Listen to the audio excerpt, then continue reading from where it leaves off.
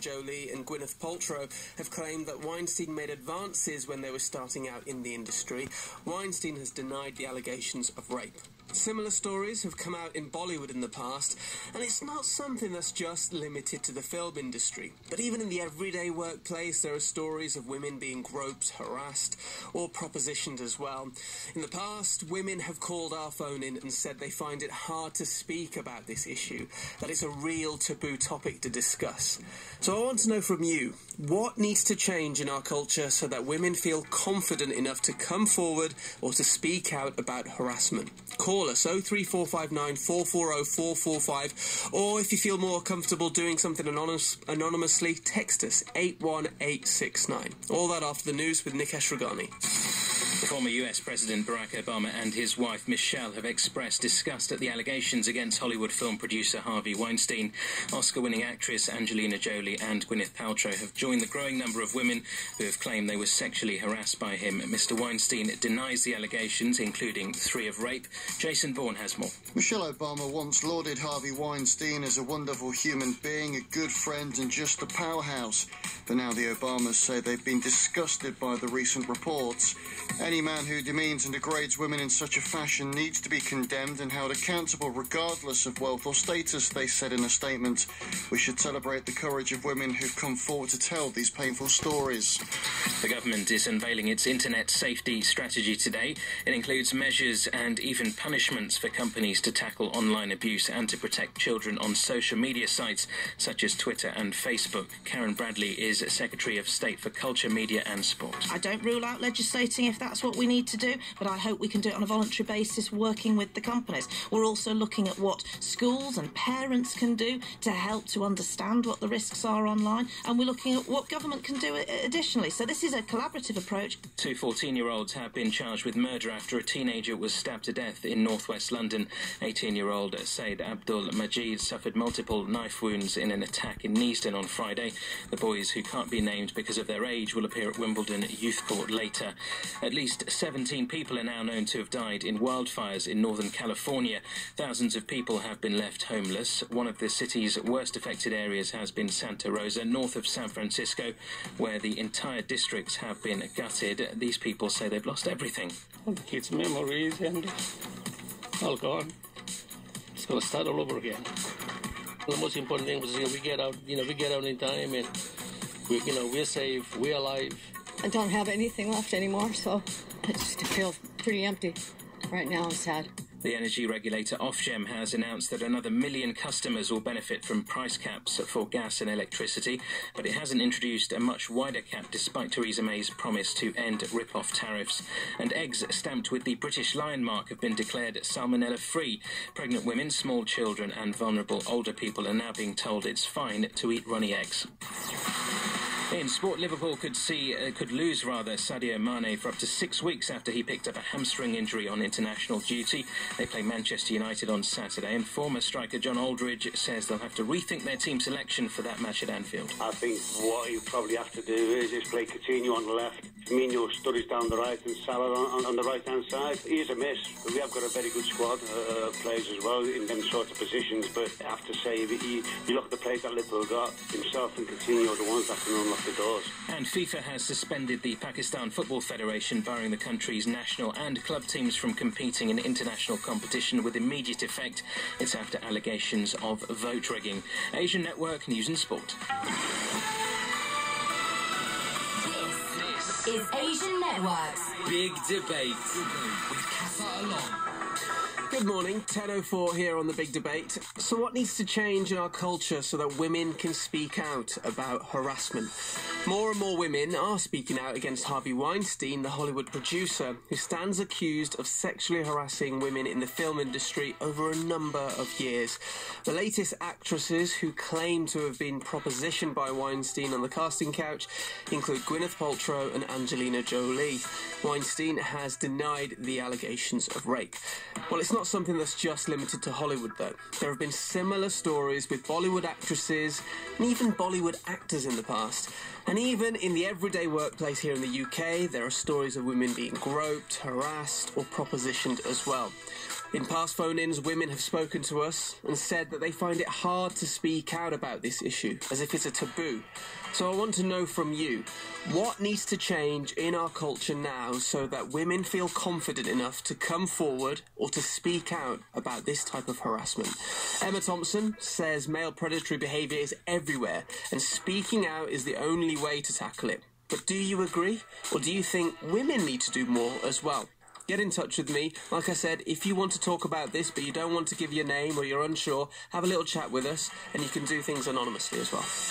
Call 03459 440 445.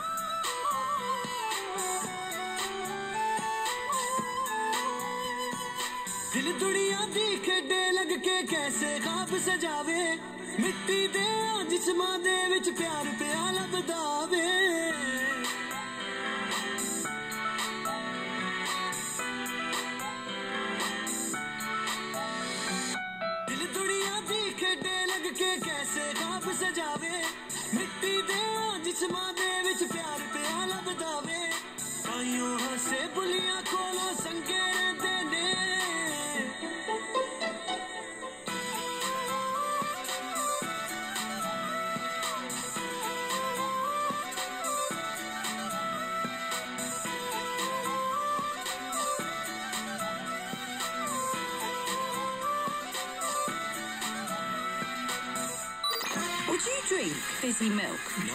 Why? Because I went to the countryside and I made eye contact with a cow and now I feel guilty. Monday nights with Moan and Emily. Broadcasting across the UK. Live from London. It's two people who accidentally got jobs in radio. Should I break something? Do it. If you think your day was weird, it's about to get weird. This is Moan and Emily. Party in the studio. Guacamole. Emily's not saying guacamole. I really wanted him just at the end to be like, guacamole. You're terrible. Listen now at the Asian Network website. 9 minutes past 10 here on the big debate. We heard Parande there by Bilal Saeed. So we're talking today about sexual harassment. What needs to change in our culture so that women can speak out about harassment? In the past, on phone-ins, women have called up and said to us that they find it hard to speak out about this issue. The reason why we're talking about it is because more and more women, more and more strong, powerful actresses are now speaking out about their experiences with Harvey Weinstein, the Hollywood producer who stands accused of sexually harassing women in the film industry over a number of years. He denies these allegations of rape, and I want to know from you, what needs to change, or does anything need to change? Is this just something that is in that industry, or is this something that's everywhere as well? Let's talk to, I've got Mamta Sahar, but also I want to talk to Mandy Sangira as well, who's a human rights activist. Mandy, thanks so much for coming onto the programme. Thank you. What do you think needs to change then, if anything? Okay, there's a lot that needs to change, actually. We need to change our attitude within the South Asian community when it comes to sexual harassment. So, first of all, we've got to change attitudes when men in the past will say, well, women are teasing me, and she's sort of asking for it. There's attitudes where we think that it's okay to be putting up with that kind of nonsense where somebody makes a comment, whether it's sexual or even just around, oh, well, you look all lovely. There's, it's not just about that. There's things within our community that are a bit different. So the whole umbrella of honour and izzat. So, for instance, if a woman has been harassed or she's been a victim of sexual assault or she's been a victim of sexual violence or whatever, we kind of think, oh, we don't want to talk about it because nobody wants to marry you. What about the shame on the family? There's other factors where if a woman does kind of come forward and tells her family, they will silence her because they're worried about the consequences. And we need to sort of talk openly about abuse, because actually there's a lot of young women who are being harassed and being targeted on social media and everywhere else. And we need to raise better awareness. Like now we've done, today is the Day of the Girl globally around the world, and we're encouraging women to be feminist. So I'm doing an online campaign, and we're launching another one today, like Not Yet for the Dress, so where we're saying to young girls, you need to be educated, you need to be empowered, you have choices, you have rights. So, let's bring in Mamta Sahar, who's a psychologist and a mum of three as well. I mean, I want us all to just have a conversation about this. What do you make of what Mandy's saying there? Do you agree? Is it difficult, and what needs to change? Yeah, no, absolutely. I wholeheartedly agree, actually, and that is a very, very difficult conversation to have, especially considering the social obligations and the norms and the expectations of our society. It's very difficult to go there. I mean, I don't ever recall my parents ever having a chat with me about, potentially being in an uncomfortable situation and then what to do about it. I mean, it was never spoken about. Whereas with my girl, especially the older two, I am very open. I say, if someone makes you feel uncomfortable, you need to let mummy know. Never sit on anyone's lap. Never be forced to hug anybody and things like that. And these are conversations that we have around the dining table. Very, very often, just to raise their self-awareness. I think that we need to shift our mindset as a community. I think we need to become more open about inviting this openness to have a discussion around things that don't necessarily feel right, because there are so many situations that are just sort of brushed under the carpet and not spoken about, and then... Can I just put something to you? So I want to put it to both of you as well, but... Yeah. Before I do that, anybody who is listening who wants to get into the debate, talk to us. Call us 03459 440 445. Text us as well 81869. Or if you want to just put your message but don't want to put your name to it or something like that, you can also email us thebigdebate@bbc.co.uk. Tell us what needs to change in our culture so that women can speak out about harassment. Mamta, you were saying there, about this whole change and the fact that it's being swept under the carpet. But I've got to ask you both, it's not just exclusive to our culture and our community, though, is it? We're actually talking about some of the strongest, powerfulest role models out there in people like Angelina Jolie and Gwyneth Paltrow, who claim that they've had advances and they felt uncomfortable, and it's taken so long for people with that sort of power and rep to feel that confident enough to talk about it.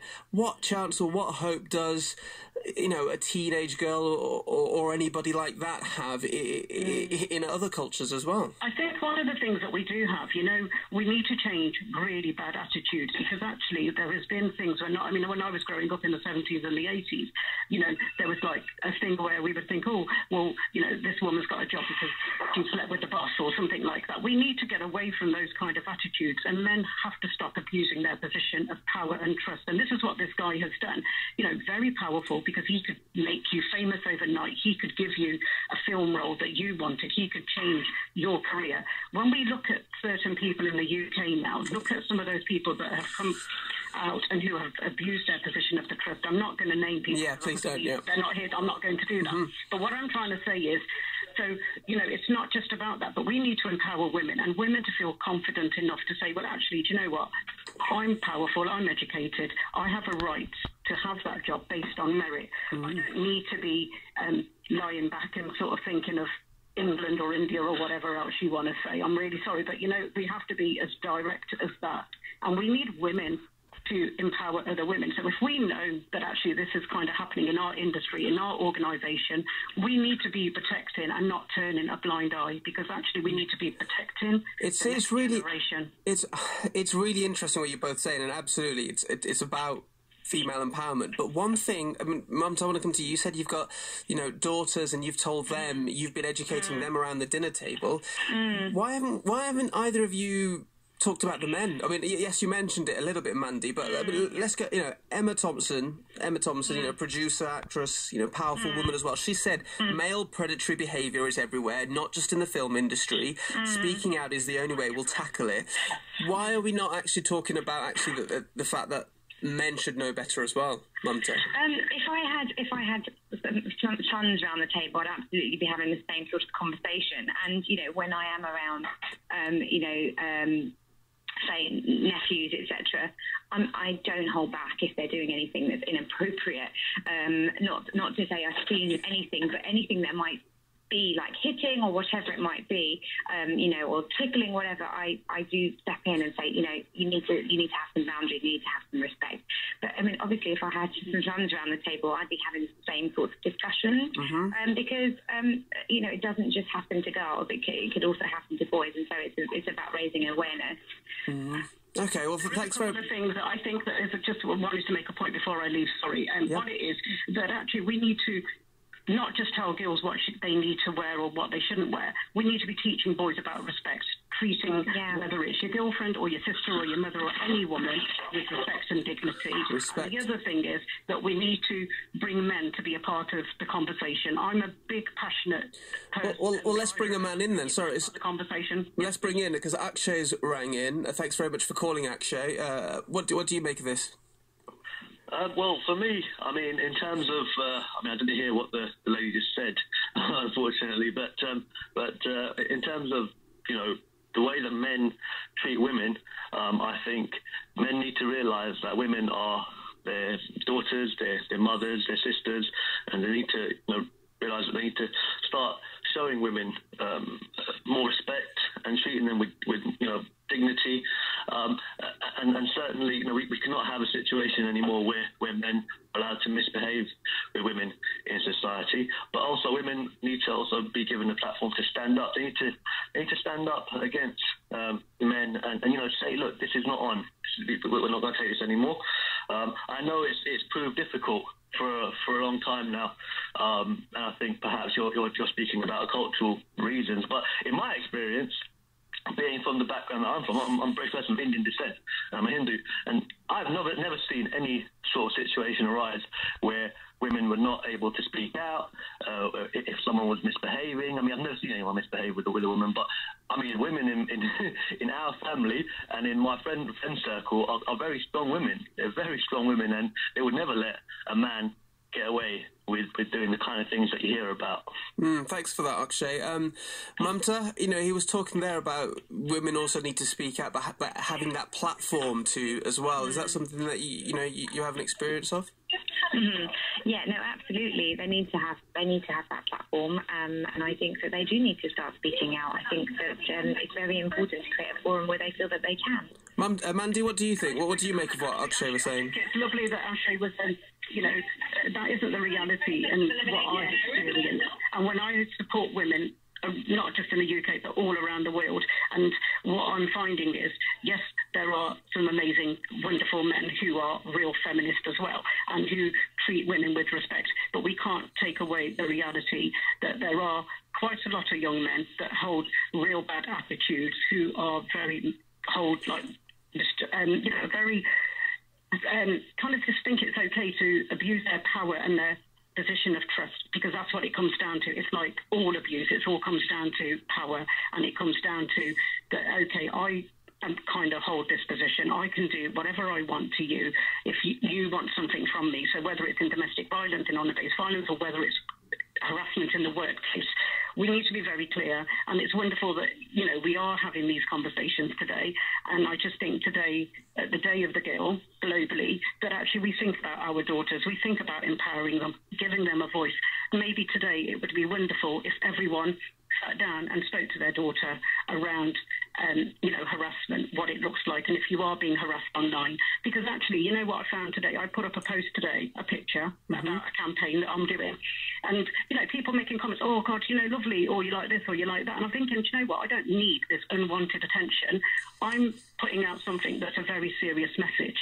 And instead, people are not listening to the message. They're just looking at, oh, you've got nice eyes, or you've got nice hair. You know, we need to get away from that. I mean, yes, there's a bit of light banter in it, fair enough. But actually, I think when I talk to a lot of young women, are saying to me, Mandy, I get friends requests from men that they don't know, sending them messages and all of that sort of stuff. I think we need to start treating people with respect and dignity, and it starts at home. And I'm really sorry that I have to leave, but I will be tuning in and listening back on this. But I wish you all a great debate, and thank you again.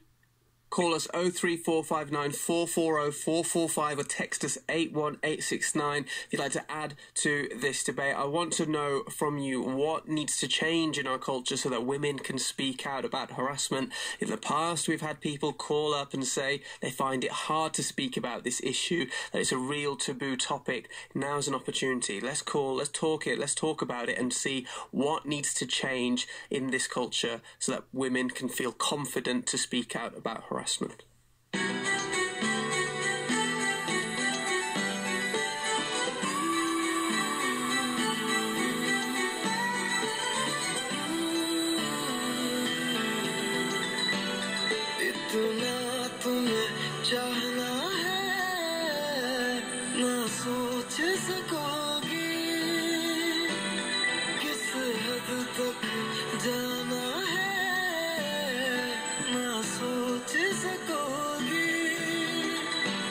तेरी मेरी बातें हो मेरी आते हो यूं मुलाकातें हो ऐसे मिल जाए हम हर दूरी हो तुम बस दिल ही गवारा है इतना तुम्हें चाहना है ना सोच सकोगी किस हद तक जाना है ना सोच सकोगी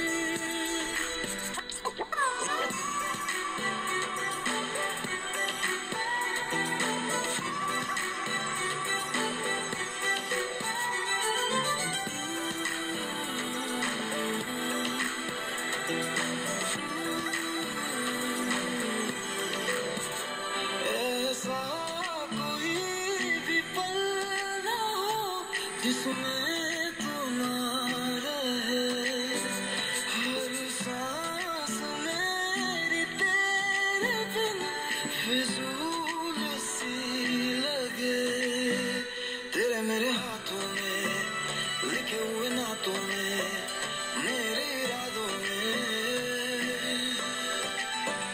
यूं मिल जाए हम हर दूरी हो कम बस इश्क निभाना है इतना तुम्हें चाहना है ना सोच सकोगी I just wanna be with you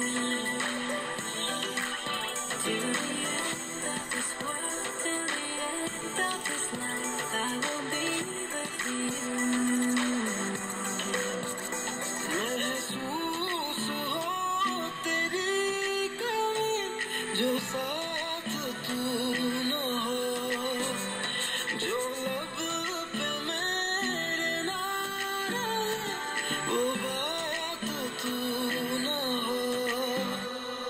बस पाना है सबसे छुपाना है तुमको बताना है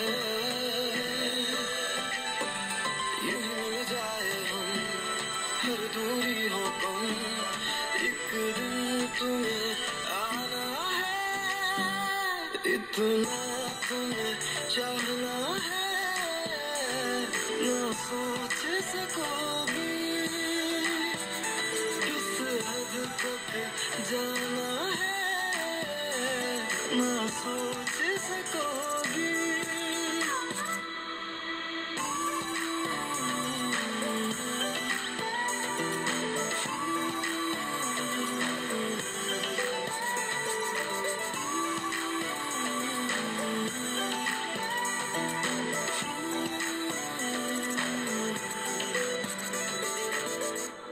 25 minutes past 10 here on The Big Debate. That was Itna Tum Hai. So we're talking today about what needs to change in our culture so that women can speak out about harassment.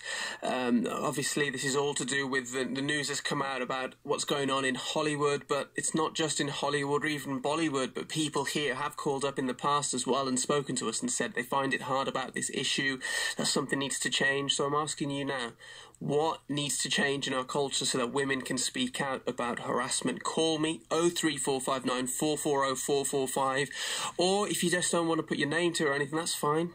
Just text me 81869 or email thebigdebate@bbc.co.uk. I'd love to hear from you. Let's go to Sunny, who texted in. Sunny, thanks so much for coming onto the programme. Can I ask you, what needs to change then in our culture so that women can speak out about harassment? Hi, you're welcome. My name's Sunny. I'm a survivor.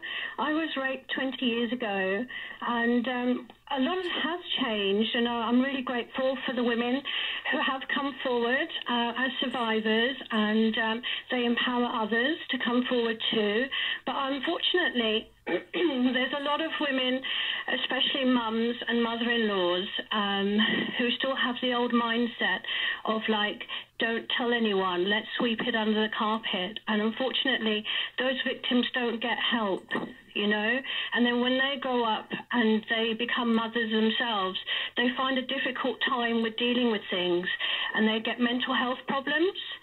And, you know, they never get the help that they desperately need. And not only that, but they don't get justice. And the abusers are still out there and carrying on. And it's just not... It's not that it's not fair, it's just that there's no justice, but it's because of the mindsets that a lot of people have in the Asian community. And, you know, things really need to change. We're in 2017 now, and a lot of us, we need to help each other. We need to educate each other. Do you feel it is something that's more difficult in the Asian culture because families don't offer that support? Yes, I do. I do believe, like, with love starts at home. When you have children, we don't have the equality, whereas, you know, boys are treated differently to girls. Is that changing now, or is that still something that's there now? I believe behind closed doors, a lot has changed, but in many communities, a lot can be changed further. A lot can be changed. I'm really sorry what happened to you, and I'm really thankful and grateful that you've got in touch with us and that you're telling us about this.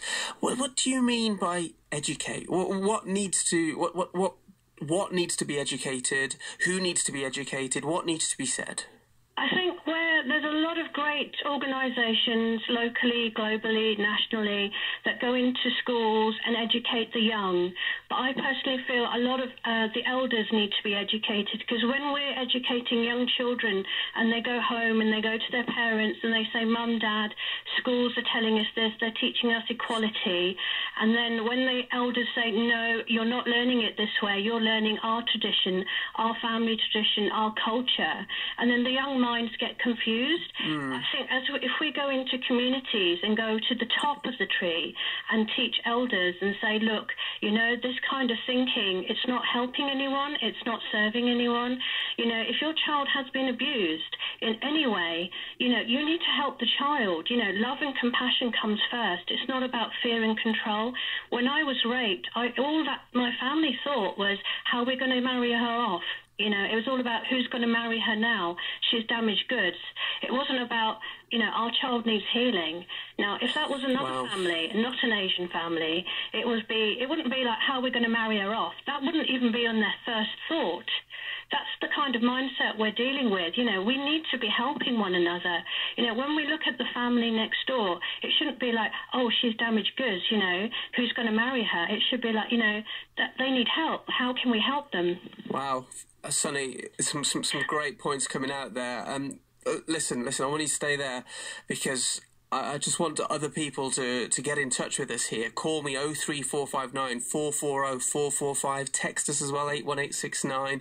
Or email thebigdebate@bbc.co.uk. If you don't want to put your name to it, that's fine. I do want to just know what you think, though. I mean, some of the things you were saying there, Sonny, about damaged goods, about, you know, not being marriage material. Listeners, is that something that you think is the case? Is that something that you've come across or experienced? Let me know what you think about this. Sonny, thanks so much. And listen, for anybody who is listening to this and feels compelled to call or wants some advice, call us. Call the BBC Action Line for advice. You can call for free at any time to hear recorded information on 0800 077 077. That's the number to ring there. We've got a text coming as well, which says, as soon as we stop blaming girls for instigating any sort of harassment, e.g. blame their clothes, girls will feel more confident to come out. For now, girls don't think it will help speaking out if they will get blamed for it. Thanks so much for that text. What you're saying, I want to know what you think about this. What needs to change in our culture so that women can speak out about harassment? Sonny, I just want to keep you there if you don't mind staying with the conversation, but we've got Vanaja Srinivasan, who's one of our guests, who runs a Survivors of Childhood Sexual Abuse organisation, but also Nikita, who's called in. Nikita, thanks so much for ringing in. What do you think needs to change? I definitely agree that people need to stop being blamed for if they bring up any sort of allegations of sexual assault or sort of poor sexual conduct, but also just education before that. So I was sexually assaulted when I was 15, but I was actually taken out of most of my sex education up until that point. So I really didn't know whether it was right or wrong or something that just happened, something I could talk to my parents about, something I could talk to anyone about, really. So it seems like you felt isolated. Yeah, definitely. And also, I grew up in quite a sort of white area, and because I was assaulted by someone who was also a part of the Asian community, I felt like my friends didn't really understand when I was at school. It wasn't something that, you know, they didn't have these like family friends or uncles or aunties would always be in their house, you know. Yeah. Nikita's not your real name, is it? No, it's not. No, and the court case in this, everything's been sorted out now about your experiences and what's happened. Yeah. But at the same time, like you said, you felt isolated. I'm really glad that this has all been, you know, justice has been served in this case. But do you still feel that there are people out there who are isolated, who are going through what you've done, and that they shouldn't be going through this? Absolutely. And even when I brought this case sort of to the police, it was a complete accident. I just happened to be at a sexual health clinic, and it just came up through intense questioning from the nurse, actually. But because the guy was a teacher and he lived in a very large Asian neighborhood, and he would always be in children's houses. I remember he took me to tutor some Tamil twins who were quite a lot younger than me, and he made some really inappropriate comments while telling them about yoga. Yeah. And one of the reasons I felt compelled to talk about it is that I'd heard that another student of his had made a complaint against him, but when the police were investigating, they said that there was just kind of a strong wall of defence put up when they were talking to some of their families, where they just wouldn't want to talk about it. I suppose, yeah, that would make you feel like, why do I want to, you know, to go through this as well? Yeah, exactly. Sonny, is that sort of isolation that Nikita was talking about? And Nikita, you even said there, like, it was intense questioning in the end that sort of, helped you to talk about this. Talk about it, yeah. I mean, you needed a lot of help and a lot of encouragement to talk about this. Yeah, I didn't want to tell anyone about it at all. Is that something that you found as well, Sonny? Yeah, I mean, sometimes you also get, like, you know, you get the victim blaming, and you think, you get the ultimate terror and the fear of the trauma that's actually happened to you, but also you get the fear and the rejection of, if I tell the family, if I tell someone, what if they disown me? Yeah. Well, that's something that I want to bring Vanaja in here. Vanaja Srinivasan, who runs an organisation, ANBU, that works with Tamil survivors of childhood sexual abuse. Vanaja, thanks so much for coming onto the programme. You've heard there two amazingly strong women who've said, you know, they didn't want to talk about it, you know, because they didn't, you know, they had to be almost, you know, encouraged to have it come out of them. Is that something that you're trying to help and trying to change this culture?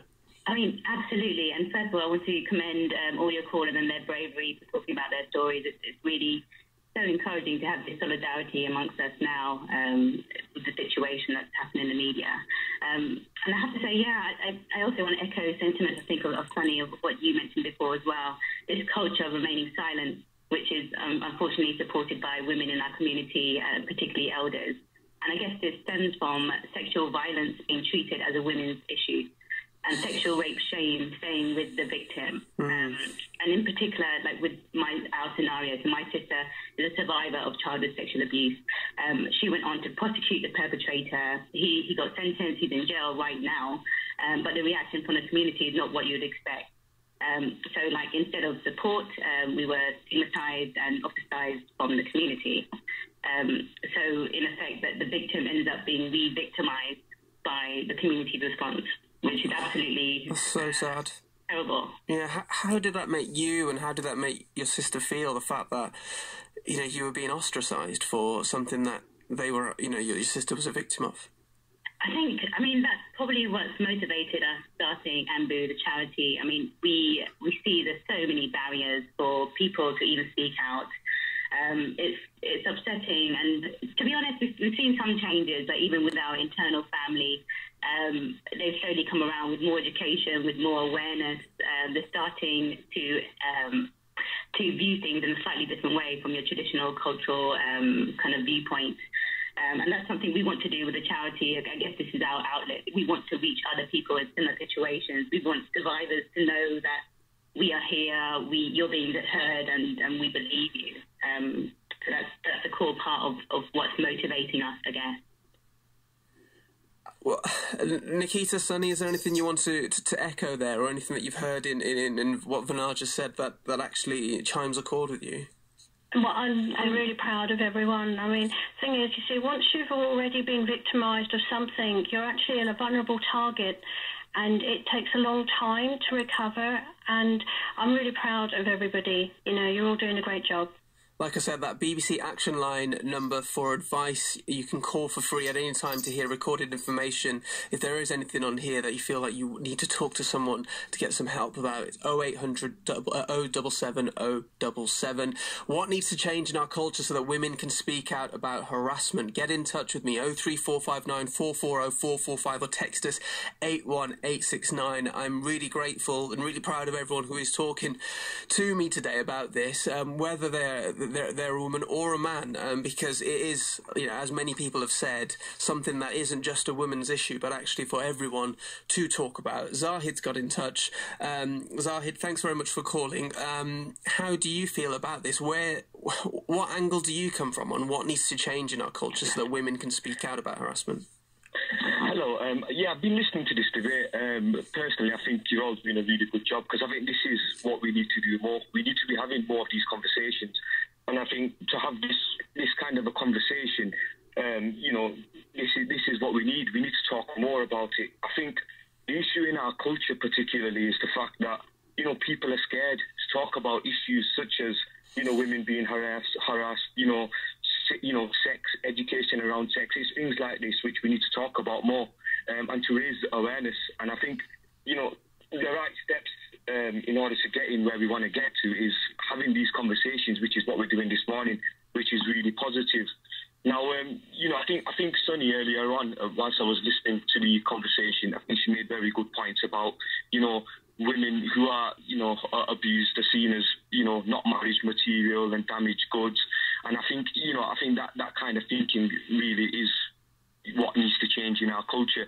I think, to be fair, I think as time has gone, and I think we are improving slowly, as time goes on. Certainly the new generation, I think we're sort of more open in our views, and I think a lot of it is, the different generations. I think the older generation are more sort of, leaning towards the older, thinking of, we shouldn't be talking about this, and things like that. Whereas I think the new generation, they're more open to discussing issues and talking about things which need to be spoken about. Mate, fair play. Thanks for calling. And the way you're talking, is that something that's impressed you, Vanaja? Is that something, the way that Zahid actually as a man is like, you know what, this is, this needs to change. This can't happen.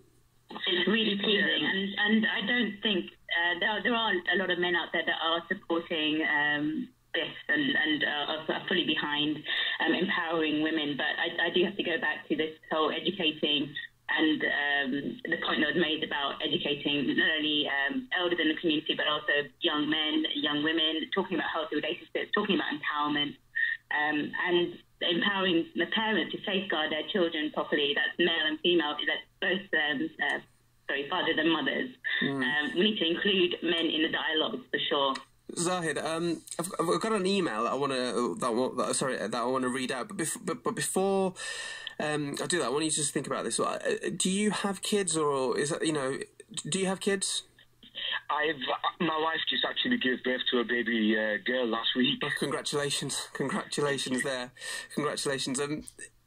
Going forward, is clearly as a father now, you really want to protect her, don't you? 100%, and it's funny enough, it's actually quite ironic that I'm joining this debate this morning, because I was actually saying to my wife yesterday that, I actually, my wife wanted a baby girl and I wanted a baby boy. You know what it's like. Mm-hmm. You have a preference, don't you? But now that I've got a baby girl, I wouldn't swap her for anything, and I'm actually happy that I've got a girl rather than a boy. And what I was saying to my wife yesterday was, I feel like I respect women a lot more now that I've got a daughter of my own. Because the first thing that comes in my head is, what if someone did that to my daughter? Does that make, you understand what I'm trying to say? So, I do feel like, as a dad, I will be having these conversations. Now, I actually grew up in the early 90s, sort of mid-90s, and I actually remember my mum having conversations with me around sort of respecting women, and similar to what a woman said earlier on the show about sitting around the dining table telling. I remember telling me that if someone bosses told you don't hug them, you don't sit on anyone's knee, without them kind of conversations. Mm-hmm. And now when I think about them conversations that took place with me, going back around 20 years or so now, I'm actually quite pleased, and I'm sure I'll be having these very similar conversations with my daughter when she grows up, or when as time goes on. Yeah, thanks so much for that, Zahid. Thanks for getting in touch, and congratulations again on your daughter, and hopefully in the future you do get that son that you want as well. Congratulations there. We've had an anonymous email come in saying, "Hi, I was sexually harassed and mum just throws it under the carpet. Asian families don't help, they ignore it. They all just thinking about their respect. Tell Asian families to help their children." Thanks very much for that email, and for anybody else who does want to get in touch as well, like that email there, you can keep it anonymous. I just want your points of view here today. I do really want your points of view. Get in touch with me. The number to ring, 03459 440 445. You can text us as well, 81869, or email thebigdebate@bb